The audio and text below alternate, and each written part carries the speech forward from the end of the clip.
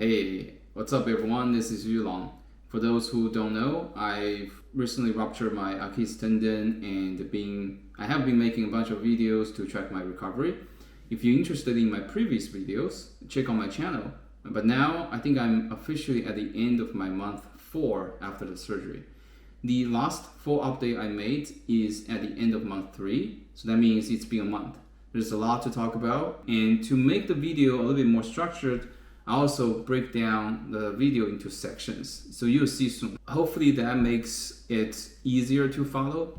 Okay, on to the update. There's a lot to update, and also I have a lot of screenshots and footages that I would like to share, so I'm gonna look at the screen while I'm explaining it, okay? So the first one is my walking pose. How is my walking pose right now? When I initially started walking, many people won't be able to tell the difference whether I have injured or not, because I think my pose is getting much better. However, after a certain distance, things are incredibly more difficult for me to still walk normally. It's just my calf and tendon are still weak, so my injured leg is very, very easy to get tired and sore. After a certain distance, it's just so difficult to avoid compensating with my healthy leg, right? And that's when if you don't concentrate on doing that, your pose will show sort of an imbalanced walk. So I think that's just something to remind me, I still have to practice more. One thing I find is walking outdoor is giving me more exercise than walking indoor. I mean, that's sort of straightforward, right? Because if walking at home, sometimes you just don't take the full step, like you're walking smaller steps. I guess distance is relatively short when you're trying to walk at home.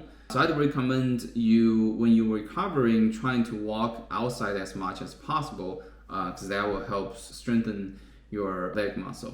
Okay, next are some stats of my walking from my Apple Watch. So I started wearing the Apple Watch after the surgery just to track my progress. And there are some interesting numbers. I don't think these metrics are entirely reliable, but it's interesting to see the trend. So I'm going to show you some of these metrics. First is obviously the steps. You can see my numbers are steadily increasing ever since my surgery, which is at the end of January. You can see around end of January and beginning of February, there is barely any steps there. That means just I didn't walk. I think I also have metrics even before my injury. That's mostly because I think the iPhone is also tracking my walking data, so that's why I have numbers there. But yeah, so I think the trend overall is pretty good. I would definitely try to walk even more so that, again, that's just a good exercise to strengthen my leg muscle. Next routine update is my calf size and the tendon size. First is the calf. Let me show you this picture that's taken today. My injured leg is still visibly smaller than my healthy leg. Considering my right leg is actually my primary leg, I would expect the healthy right leg should be even bigger than my left leg. This means there's still a lot of work to do. Besides the calf size, if you look at this footage, you can see that my ankle is still visibly larger than that of the healthy leg. That just means I still have a lot of swollen parts there. I actually started massaging my tendon area and also my ankle area because I've been told by PT that this should help break down the scar tissue, which is the major reason why the injured leg looks much thicker than the healthy leg, around the ankle area. So that's what I'm trying to do for the past month. Next routine update is my calf strength. I want to show you a footage of me doing the double leg calf raise. You can see I can almost do a full height right now, which is encouraging. This actually took me quite a while to do it. And also I think my calf will feel really, really sore after 5 or 8 reps. But if you compare this with my earlier calf raise, you can definitely see some progress. So in general, this is definitely good, but I also wonder if my progress is a little bit behind, because I see a lot of people can do double leg calf raise around 3 4-month mark, and I feel like I'm still not there yet. I'm like 95%. The ultimate goal is to do the single leg calf raise. I cannot do any single leg calf raise right now. So one thing I try to keep doing is focus on the form of the reps, because that's also what my doctor tells me. I don't need to like really do like 100 reps or like even more every day. Instead, I need to focus on each rep when I'm doing the calf raise, whether I have compensated in any way, like, using my healthy leg or using my back or using my hip. I really need to focus on strengthening my calf like every time I do it, because otherwise it doesn't help at all. And that's something I need to pay a lot of attention on. The final routine update is dorsiflexion. I'm trying to avoid any dorsiflexion before 12 weeks.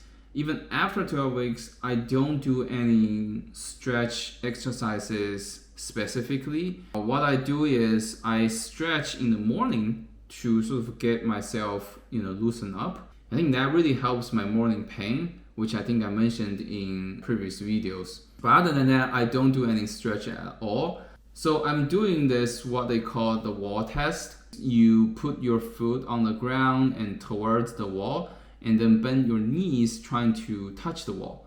The point is, the better dorsiflexion you have, the further you can move the foot away from the wall, but still touch the wall by your knee. From the footage, you can see I can touch the wall if I put my foot stacked against the wall. Ultimately, you should be able to touch the wall even when your foot is like some distance away from the wall. But like here I'm just showing like my progress. Again, I'm not training it very heavily. I think my focus is still on my calf. Okay, that's all the routine updates. Next, there are some random updates. I visited my doctor around 15 weeks. I mentioned in the quick update video that my doctor said the bump on my tendon is not a tendonitis, which is great news for me, so that I can keep practicing calf raise and everything that I want to do. The second one is about the pain and stiffness in the morning. When I get up, I don't think it gets visibly better. However, as I mentioned before, I start doing these kind of stretches when I wake up before I walk, and I think that really actually helps. Once I stretch, I will keep this position. I'm not doing like a crazy stretch. I'm just hold a position where I can feel a stretch in my tendon. I just hold there for like 30 minutes. After that, my tendon feel a lot better while I am walking. I don't feel much pain in my tendon anymore. Not like used to if I do the stretch. So I think that really helps. The last update is I started to wear regular sandals, just regular slides at home now, instead of those slides with a heel lift. Here is an example of regular slides. This again just gives me more dorsiflexion, which I think at this stage it should be fine.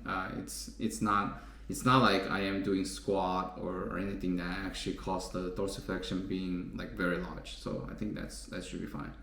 Okay, that's all the random updates. The next section is exercise. The first thing I want to talk about is the pool exercise. I mentioned it previously that I started going to the pool once a week. Let me show you a few footage. What I'm doing in the pool is I alternate freestyle swimming and just simply walking.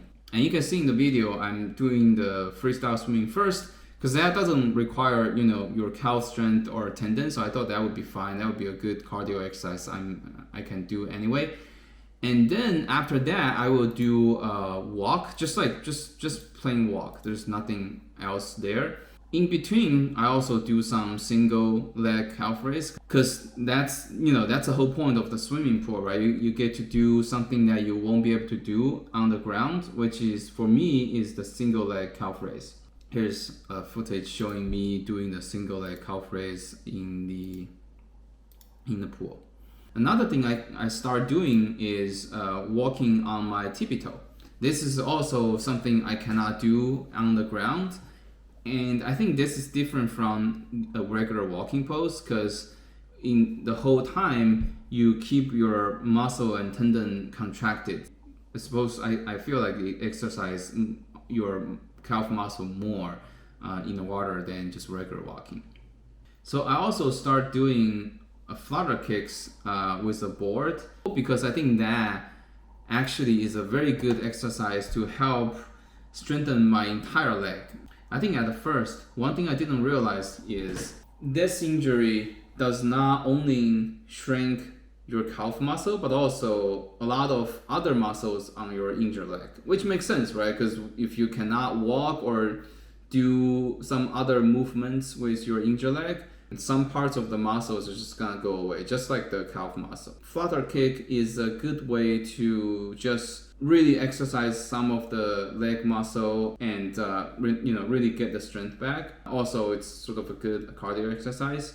I definitely recommend you doing that as well. That's actually even better than the freestyle swimming because freestyle swimming you can really just rely on your arms a little bit more than the legs, but flutter kick is you only use your legs. So I think that's definitely good for this recovery. Okay, that's all about my pull exercise.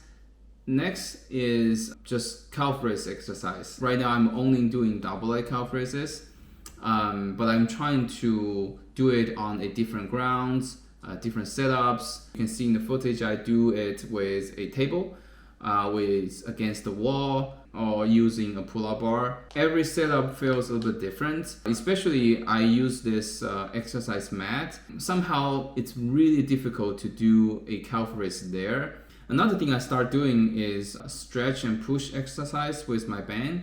Previously, I used this to mostly stretch muscle around my ankle. Recently, I found exercise like these also really strengthen my calf as well and my stability. So I think that's something I want to do. And I feel weak when I'm doing this. So I know that it's something that I should do. It also helps like the last push of the calf raise, because when you doing the full calf raise, the last bit of the push is like you are essentially relying on like very small portion of your foot to do that. And I think with the band I can sort of train that part.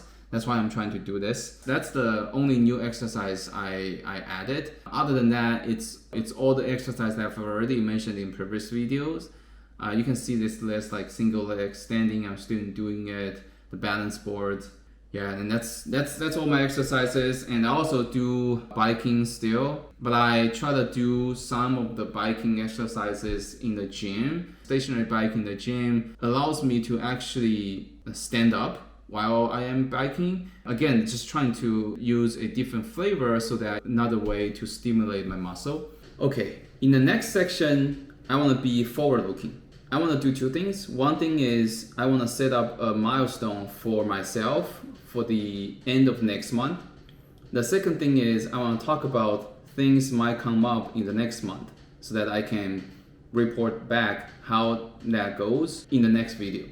Now, why I want a milestone? Because I feel recently I'm able to do most of the daily activities without much issues. So it potentially could be easy for me to skip or go easy on exercises. I don't want that because my ultimate goal is not daily activities. My ultimate goal is to gain the full strength back and be able to do all the sports activities. A milestone is a good way to remind myself that, it's not over yet.